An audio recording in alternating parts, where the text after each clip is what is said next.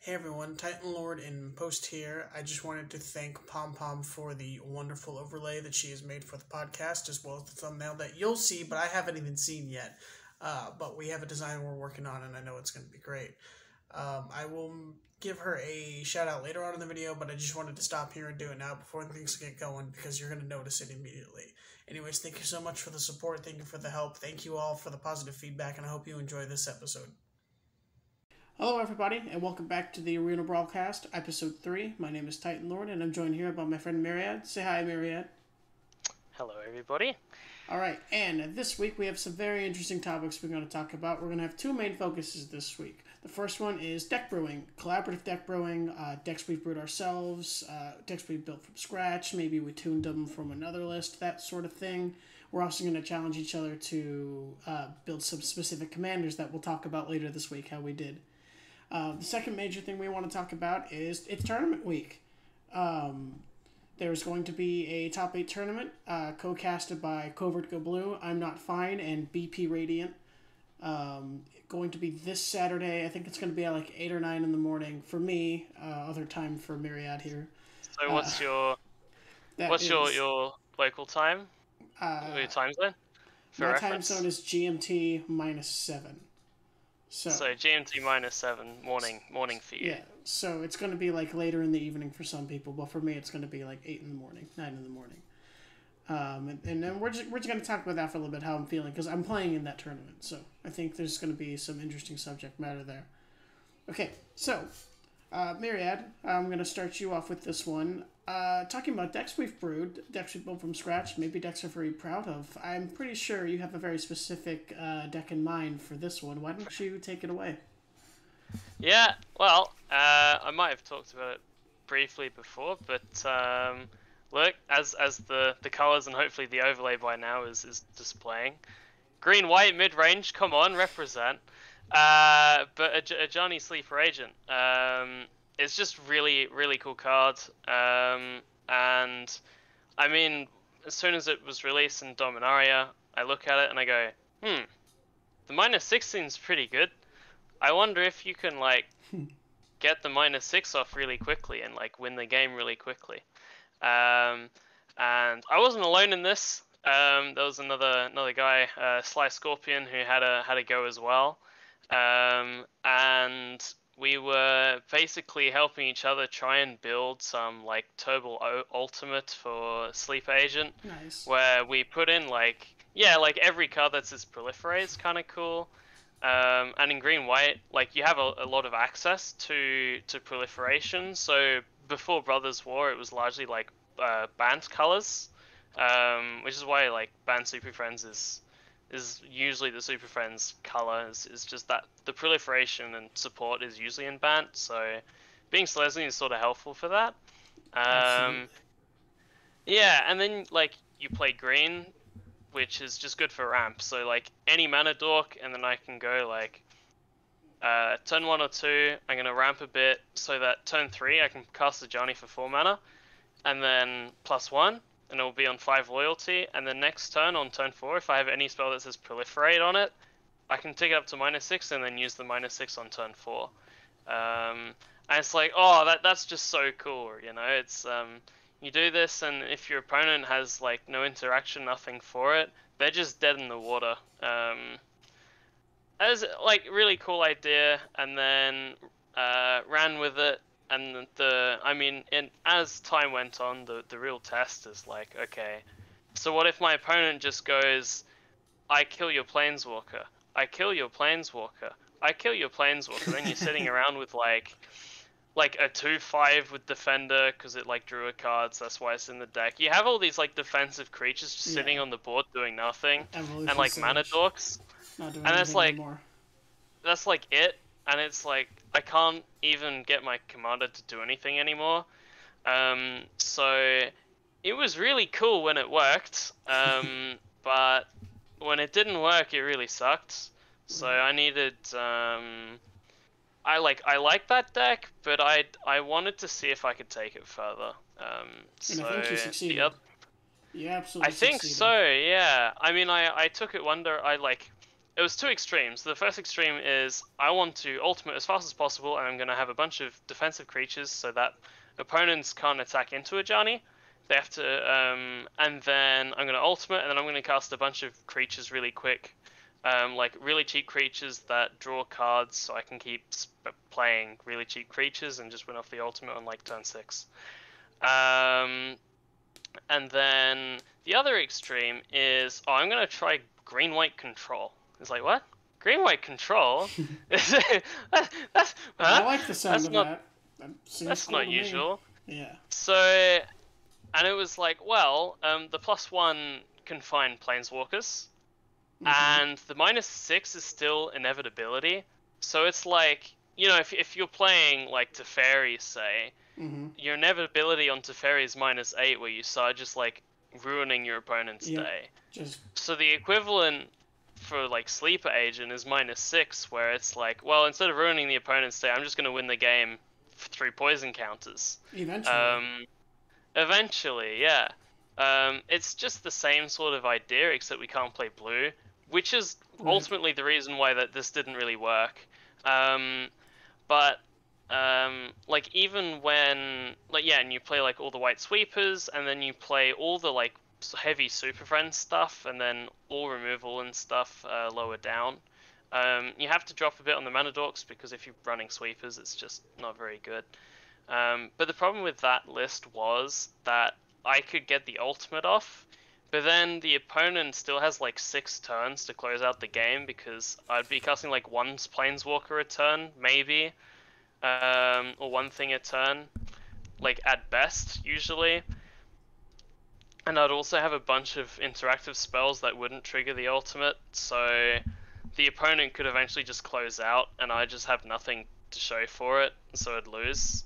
So it sometimes worked, but it didn't a lot of the time, and so it was actually worse than just the low to the ground, I'm going to ultimate every game no matter what strategy. Yeah. And that sort of was sad for me, because I thought, oh man, if I had some more success here, I could have like branched out, but it felt like I was going backwards. Like I'd already started at a good point, and then I tried something new, and it just didn't work at all.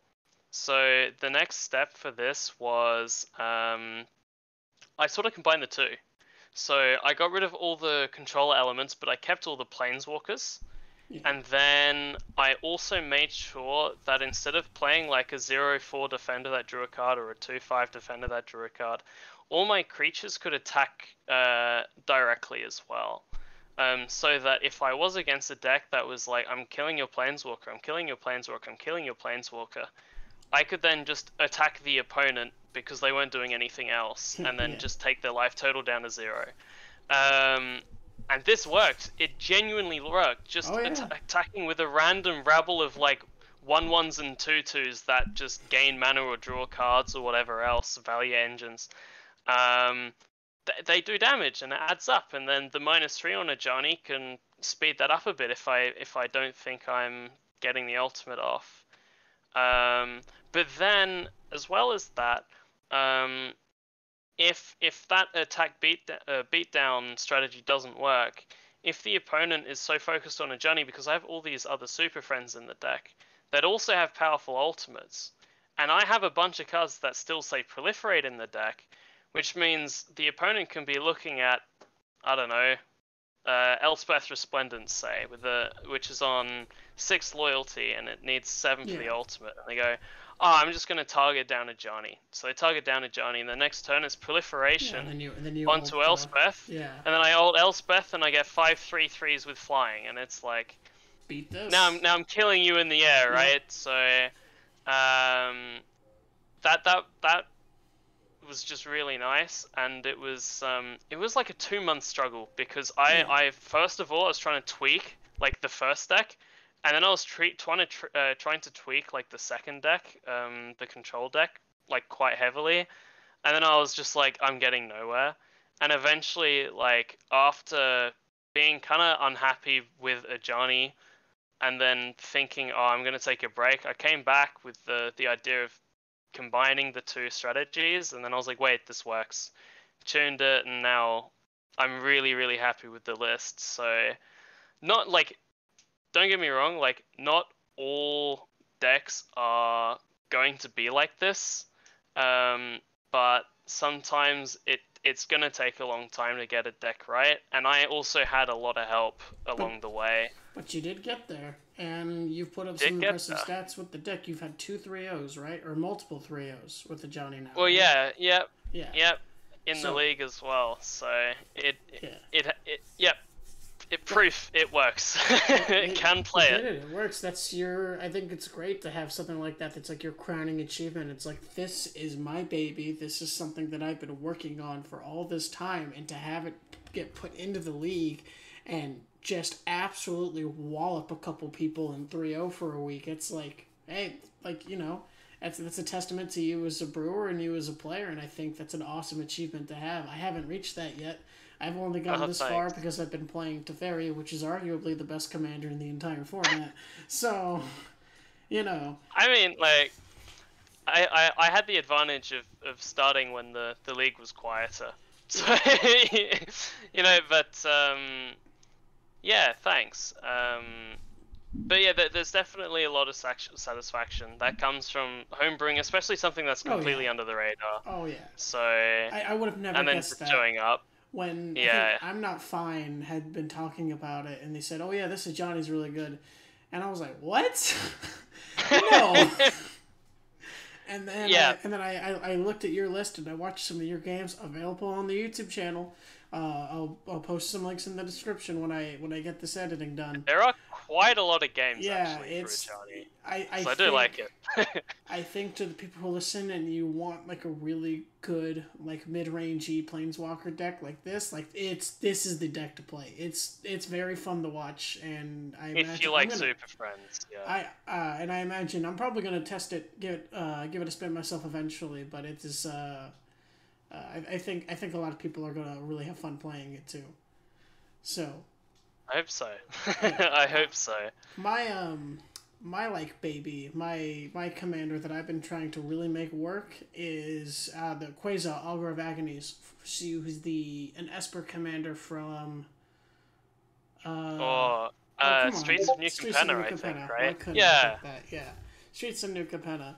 So I didn't build I built a Esper control because I like to play control. So I built this Esper control planeswalker deck that intentionally didn't run the Lich's Mastery or whatever the enchantment's called combo, because I know that goes infinite and kills immediately, and I'm like, yeah, but what if I didn't do that? And what if I just played like super turbo control, and played, combo denier? Yeah, and played all my favorite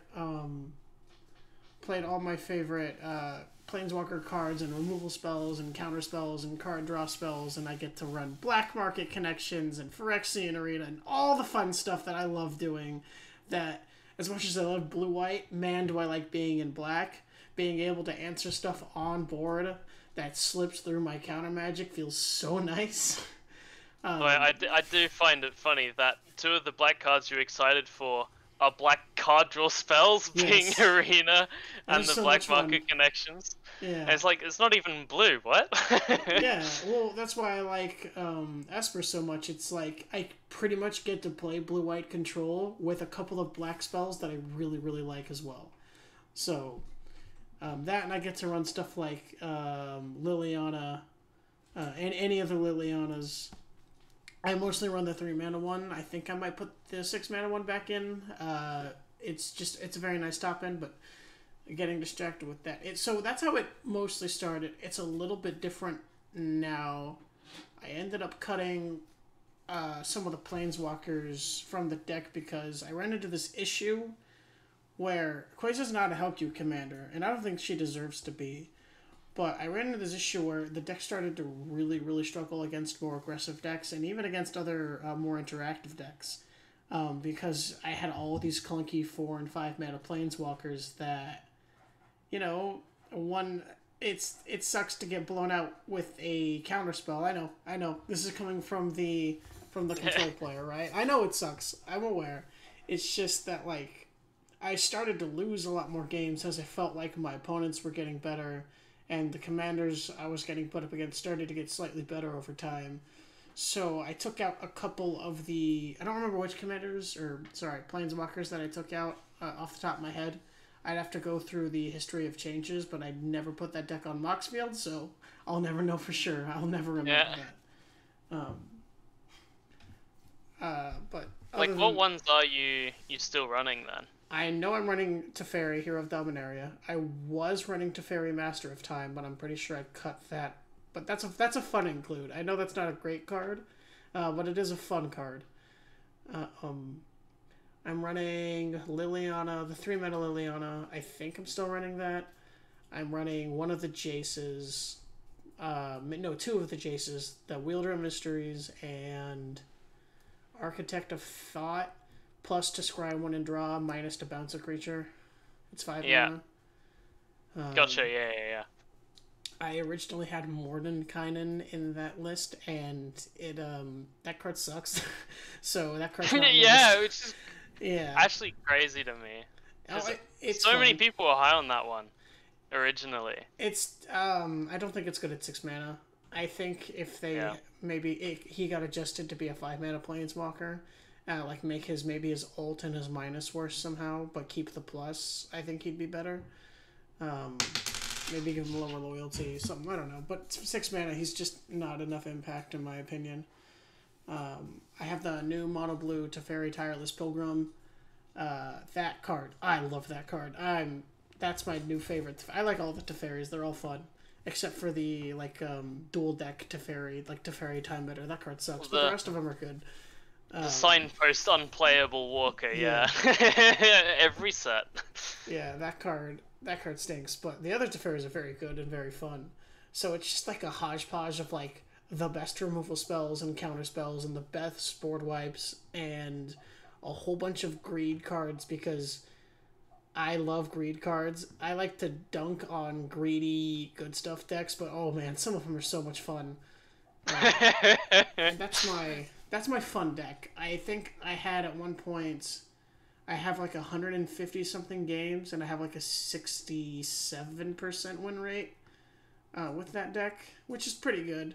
My Teferi, when I played Teferi in Q, I'm averaging like 74 plus on a bad week. So, obviously not quite at the same level, but well, still, for a fun deck, right? For a fun deck, it's pretty good. So.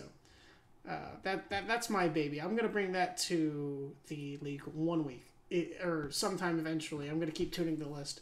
I have not gotten to test its competitive viability, unlike Myriad with Johnny, but I want to, and I'm going to. It just needs a little bit more work. I don't think it's quite there yet. Other than that, moving on. We kind of wanted to go over collaborative deck building. I don't have much experience with this. I usually brew on my own. But Myriad, I know you've done some collaborative deck brewing, mostly with like a Johnny, like you mentioned earlier. Is there any other like collaborative deck brewing experiences you've had that you want to share? Actually, I have a wealth of options. Really, it just depends if you want to like be active in the Discord, because there are always going to be like 2, 3, 4, 5 people, something like that, who will see a deck, and if they're interested in it, they'll dive in with you because they also want to try that deck out later. And so I really enjoy the collaborative deck brewing because it means you're not paranoid about missing cards, because you know that someone else, like if you're missing something obvious, someone will tell you. And then it's like, oh, cool, I'll make the change, no worries, right? And you're not going through, double checking through every single card and the colors, which is going to take a long time, especially when the collection is growing and growing and growing with each new set, like the historic archives that are coming in, the additional sets like retro artifacts, whatever, stuff like that. There's just so many cards now, and so just to have someone else to just pick you up on like the obvious ones really helpful, as well as the people who are just like, this is my pet card, like can you run it? Like, is it good? And then you can go, oh, actually, maybe I would never consider that, right? You try it out, and then you just Yeah. like have a lot more learning in the thought process behind like building the deck and then playing with the deck as well, which I just love. Um, but yeah, no, to be honest, like Rusco was a big one. We had like 4 or 5 people at the time jumping on Rusco, Yeah, I giving heard that a about that. go. Even this morning, like I don't touch standard brawl much, but we were Nope. having a go at Koth of Resistance or something for standard brawl, Yeah. and that's been kind of fun to talk about.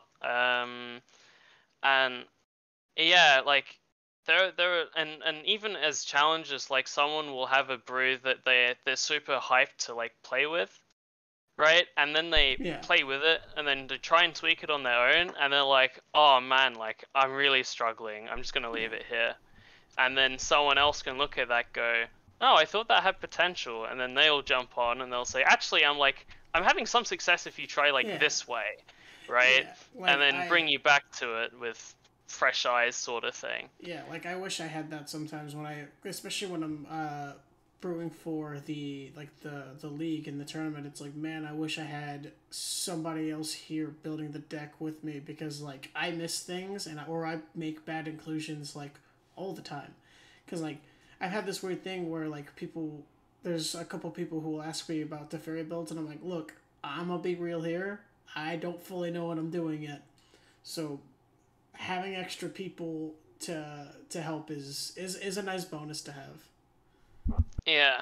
I will also um, just sort of shout out the Historic Brawl Stronghold, which is I'm Not Fine's Discord. That's great. That's the number one place for brewing, as far as I'm aware. The Brawl League does have that going on, but it's a lot more. Like people want to play games more on there than they want to deck brew some of the time. So if you like really enjoy the deck building element, or want to get into deck building, or like bring a list over that you're excited about and you're like, I want to make this better but I'm not sure how, I would strongly recommend bringing it to the Historic Brawl Stronghold, which there'll be a link in the description as well for that. Is there one? Um, yeah, I just think it's a fantastic resource, and it's the main reason like I've got so involved into Historic Brawl, Yeah. is the community there, and deck building has been so like easy to get into. Oh, It's really absolutely. nice. Speaking of deck building, deck brewing, we have a challenge for each other. We're going to start a new segment every week where we just I'm going to throw out a commander for Myriad. Myriad's going to throw a commander at me.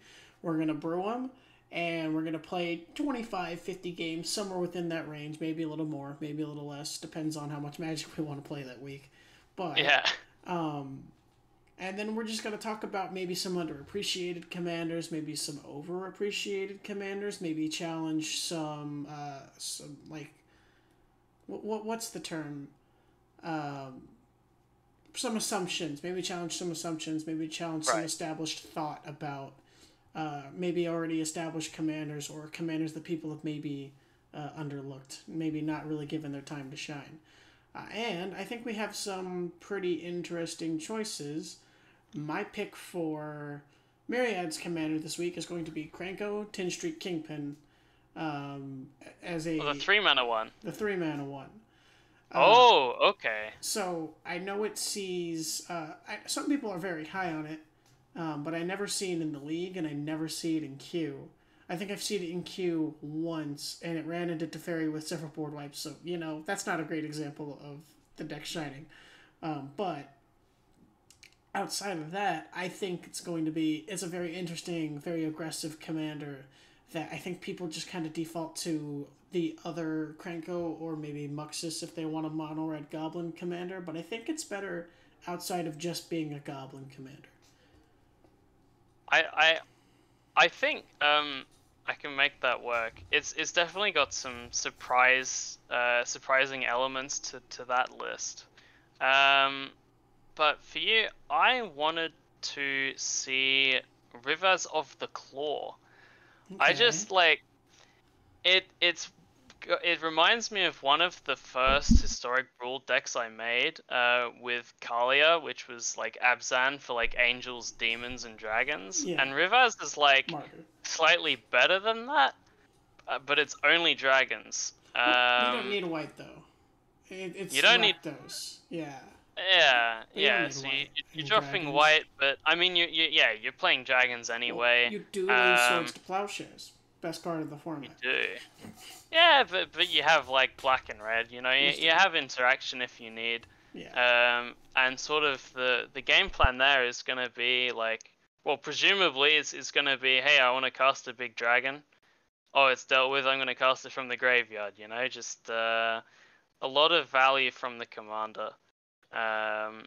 So yeah, I don't see that one very much either. And I think that could be a fun one to play. So that's the one I'm giving to you for Yeah, next it's week. definitely an interesting pick, and it's definitely outside of my comfort zone. Making a very aggressive Rakdos dragon. I mean, it sounds fun, and I'm probably gonna try to get a lot of reps in it. And who knows? Maybe if I like it enough, I'll try it in the league. But we'll see. Maybe I'm not. That could be interesting. I'm not the greatest aggro player. Something I'm going to talk about later when we get into the tournament thing, because I have something that I think is pretty funny in relation to that. So, Okay. speaking of which, the Okay. tournament, which is going to be, for me, it's Saturday the 25th at 8 a.m. We Yes. talked about that earlier. Other people, different times and all that. Co-hosts Coverco Blue, I'm Not Fine, BP Radiant. I wanted to talk about, like, one, what I'm kind of expecting and how I've been preparing for it, and two, I did something that I thought was kind of cheeky, that I thought was kind of silly to maybe get some pressure off the fairy. I don't really think it worked, but if I fooled one person, we'll see. It'll be funny. Anyways, so, based on what I've been seeing, what I've been playing against, what's been beating me, and what's been just performing really well, I'm not too sure if I'm going to see Rusco. That's not a matchup that Teferi really struggles with anyways. I'm pretty favored in both like the turbo combo and more control-y Rusco lists, so it's not something that I'm super worried about regardless. I'm much more worried about Adeline and Rafine making a show. Because those matchups are... Rafine is a bit more doable than Adeline. I do have a win over Rafine in the league this season. But Flash Fan, who played Rafine all last season, swept me. Even with a good draw, beat me 2-1 in our games. So that's something that I wanted to look out for. Another deck that I personally struggled against is Uro. I don't know if Uro's going to make a show, and it's kind of hard to tech against Uro, especially as Teferi.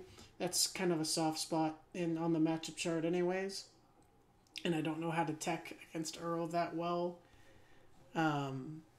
So hopefully maybe I'll be ready for that. I don't even know if I'm going to see it. And then really just... I feel like I only need to cover my worst matchups, because if people play anything else, Teferi's pretty favored anyways. There's very few decks that just beat Teferi outright. And even if they tech against Teferi, I feel like as long as I'm playing sharp and playing well, and I'm well practiced and all that beforehand, I'm not super worried. As long as the top 8 isn't all Uro, Adeline, and Rafine, I think I should have a pretty good shot at winning this thing. Yeah. So, Okay. You've teched for these matches already. A little bit, yeah. And I've tested Rafine a lot. Haven't been able to test Adeline, unfortunately, which is really the matchup that I need to test more. But Yeah. nobody's been wanting to play this week for some reason. Had a hard time finding league members who want to test really competitive decks this week for some reason. This is like the worst week for that too. But It's a hush hush about everything at yep, the moment. everybody. But yeah, no, I can definitely say when I've been free, and I have tested with some of the other members as well. Adeline is the large concern with them as well. Adeline is so scary. such an issue. Scary. It's such an issue to a lot of decks that try and outvalue. Like, if you have a road bump against Rafine, it's somewhat okay because you're going to reset all the counters. But if you have a road bump against, like, Adeline, it's still incredibly difficult, and sometimes the road bumps are not even effective because they have so much protection. Oh my gosh. It's more than that. It's the protection spells. It's the stuff that makes you not be able to cast stuff on your turn. It's the indestructible creatures. It's the constantly growing board state that you have to have a sweeper turn after turn after turn for, at least as Teferi. So it's just this... I want to call it a snowball deck, but it's always going. It once Adeline... It hits this peak once Adeline's out and swinging. It's like, yeah, technically it's snowballing, but as soon as you recast Adeline, that snowball just grows right back up to full size even after you smash it. So it's very, very hard deck to stop, and I'm surprised it hasn't seen more play in the tournaments. If you looked at the last couple seasons, I think it played. Somebody played it in season 2, but they got knocked out at like 5th or 4th, somewhere around there. Definitely, I think season 3. I think Frey was playing at Frey Eliza, or maybe they also played it season 2. I can't remember. But when they played it, they went 9-0. Somebody played it. They also did really well. Yeah, it has amazing like league stats for this for the weekly matches, and it also I think it's the top performing deck at the moment. Yeah, I think season 2 somebody played it in top 8 but got knocked out by like Yawgmoth or something. Like something that tried to beat up Adeline, so, you know. I'm not 100% sure about that. I'll probably edit something correcting it if I'm wrong. Sure. But I can't remember either. Yeah, so. but we'll look more into that later. So yeah, Adeline's been the #1 threat, and other Teferi weaknesses. Like I said, I don't really need to tech against any like mid-range or critical mass combo decks because like really not worried about those matchups as Teferi regardless. So I have some interesting, not super interesting, but I have some cards in the deck that I have in specifically for Adeline and the stupid little creatures that are hard to remove. So yeah. So I mentioned just a moment ago that I'm playing Teferi, right? I think it's very obvious that I'm playing Teferi this for the tournament. Yes. I thought it would be funny if I went into like the Adeline chat and the Discord and tell people, oh, I asked Hobrick, because I really do want to learn how to play Adeline at some point, so it wasn't all like dishonest, and I really did consider Adeline at some point. But part of me is like, if I could just get people really scared about Adeline and then have people ready for me playing Adeline, and then I show up as Teferi with all of their anti-Adeline tech against me, man, that would be funny. Even if I lose, I would just have a good chuckle about it. So I did like my best for like 2 or 3 days to try to convince people for some accidentally public statements about not playing Teferi and playing Adeline, which wasn't.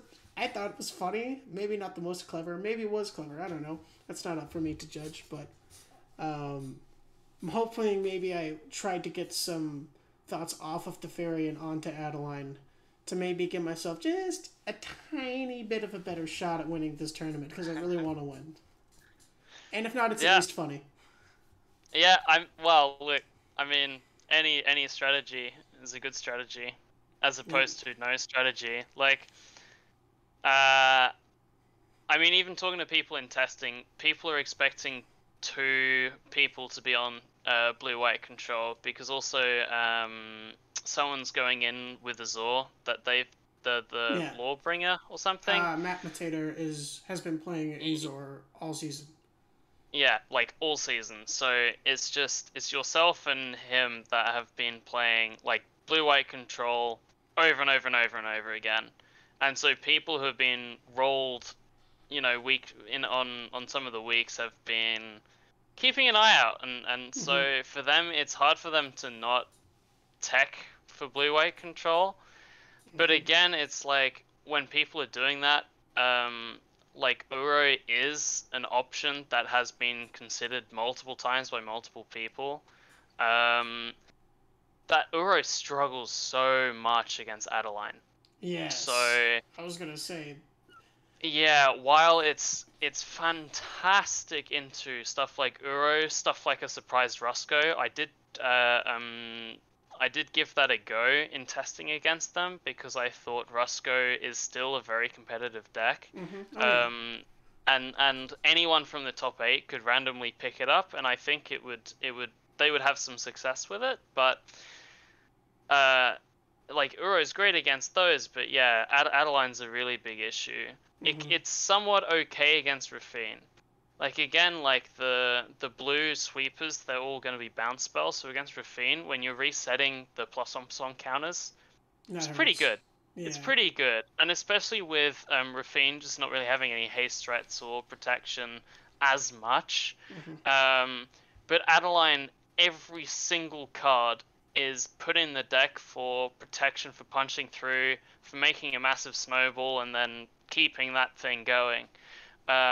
Especially against blue sweepers and blue-green, it's so difficult as Uro to survive those that. sweepers are so bad.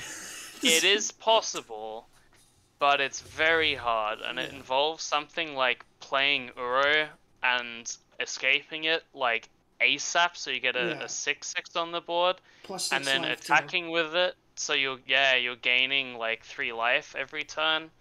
But that's not easy, right? No. So, and even then, that's not going to win if Adeline has any interaction, which they have plenty of as well, plenty of creature removal. Annoyingly. It's a big issue.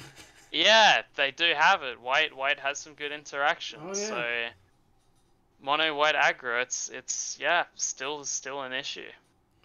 Yeah, well, we'll just have to see how that goes. I'm hoping that my hope is that maybe people were too worried about Adeline, and so maybe people aren't going to play Adeline because they're like, okay, clearly all eyes are on this, right? I don't think it takes somebody who has all the information to know that, like, I almost felt like, just based on how people were talking and communicating all this week, that there was more concern about Adeline than there was about blue-white control. And I know people have their eyes on blue-white control. That's why I kind of tried to meme around a little bit and tell people I was playing Adeline.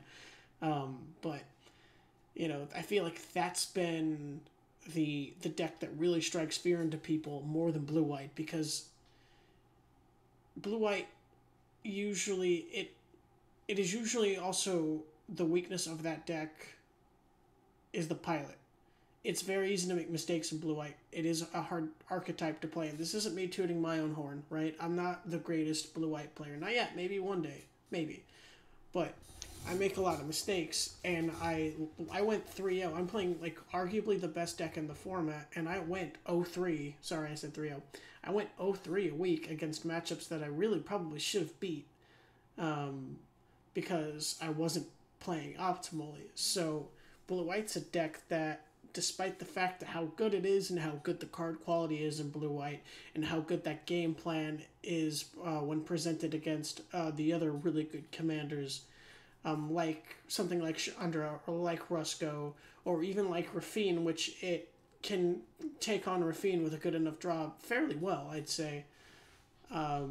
It still struggles with, you have to be playing like super, super, super sharp. You cannot make mistakes in blue-white. And I think that Adeline, I think you can make some minor sequencing errors, and it might come back to bite you, but not as much as it does against blue-white.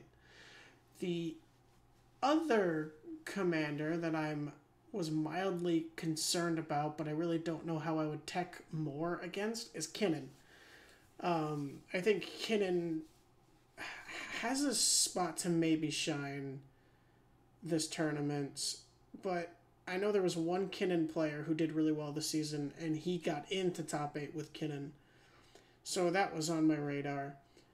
But that matchup's not horrible for Teferi.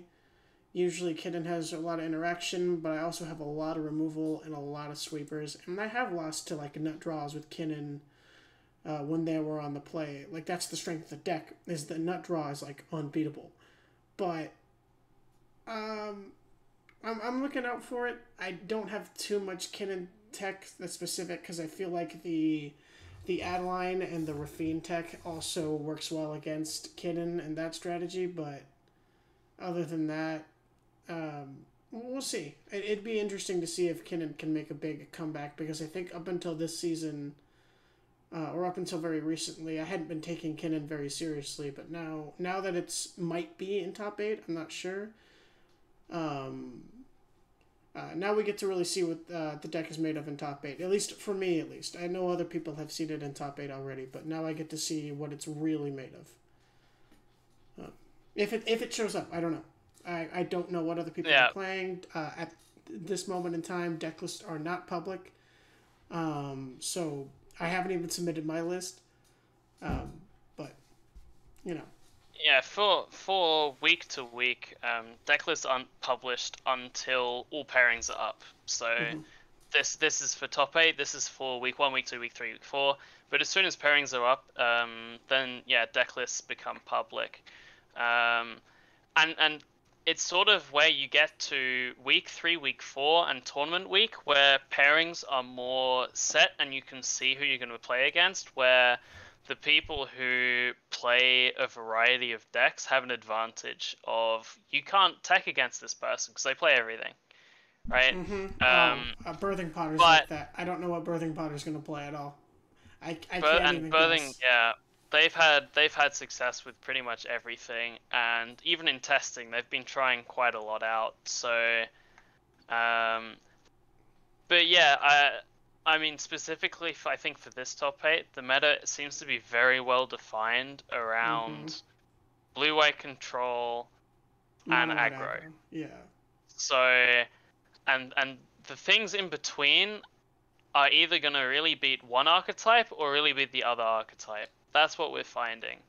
And it's like, for the people who are flexible with what deck they choose, they either have to take the good matchup against aggro or the good matchup against control, and then hope that the bad matchup is winnable enough that they can get away with it, or if they read the top 8 correctly, can get away with losing one game into losers bracket and then fight their way back up to winners bracket and win afterwards.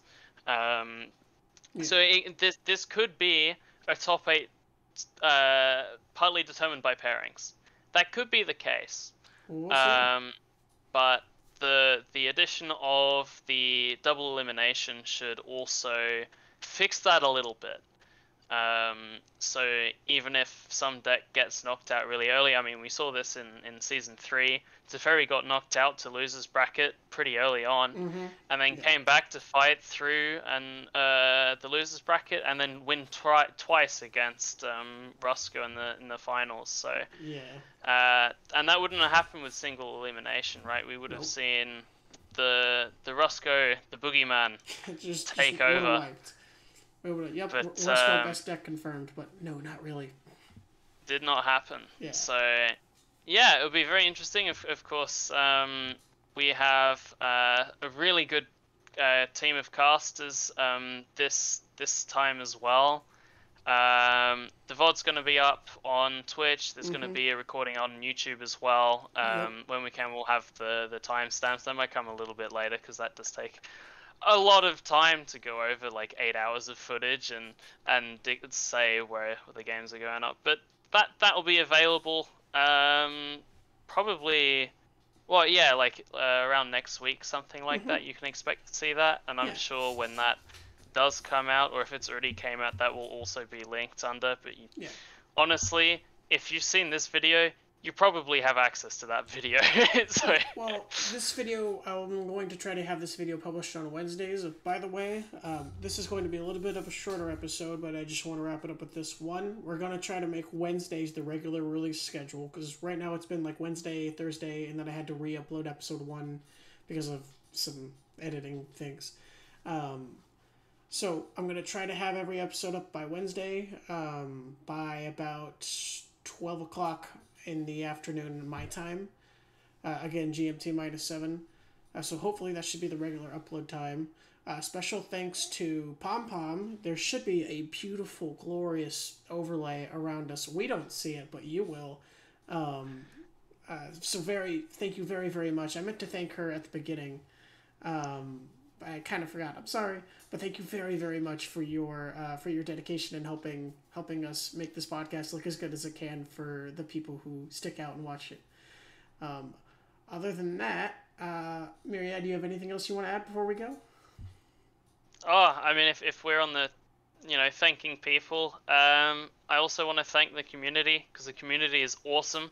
Mm-hmm. And I want to thank anybody else who has been involved in the YouTube channel, has been helping with us and with the other projects. I think it's just all really awesome. So thank you, everybody. All right, and I'm going to give one more thanks to Covert Go Blue, I'm Not Fine, and BP Radiant for casting the tournament. I'm a big fan of Covert Go Blue. I mentioned before, he really helped me get into Magic, and he helped me get into Historic Brawl, and his videos really helped me evolve as a player. And being able to represent the dojo, kind of speak, is going to be very fun. Seeing if one of his cronies, one of his little gremlins, can get in and win the thing with blue-white control. It's bring honor and dojo to the glory, baby. Let's go. That's what I'm doing this for. I can discard the prize money, but I want to win for the group of people that helped really get me into Magic. Not just him, but the community around him as well. A lot of very cool people. So that's my final thanks. CGB, if you see this, it's for the dojo. All right. With that, I think I've embarrassed myself and stand out enough. So, Myriad, you ready to get out of here? Yeah, I'm done. Alrighty then. Links in the description. Thanks. Y'all have a good one. Bye.